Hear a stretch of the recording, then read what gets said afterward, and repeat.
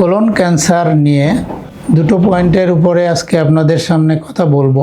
খুবই গুরুত্বপূর্ণ, কারণ এটা গুরুত্ব না দিলে দেখা যাচ্ছে যে পরবর্তীতে এমন একটা পর্যায়ে রোগীরা আমাদের কাছে আসে যখন অপারেশনটা আসলে সত্যিকার অর্থেই দেরি হয়ে গেছে।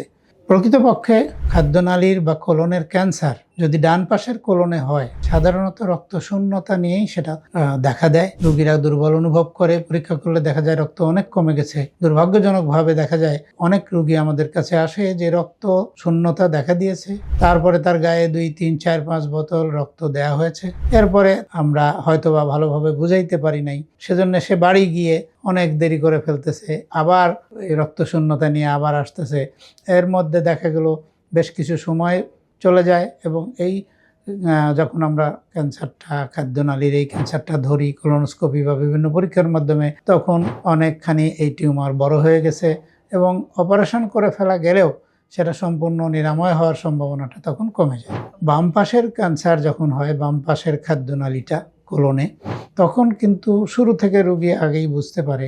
সাধারণত এখানে একটু একটু বাধাপ্রাপ্ত হয়, পায়খানা হইতে চায় না, পায়খানার সাথে হালকা রক্ত যায়, মিউকাস বা আমাশয়ের মতো পায়খানা হয়।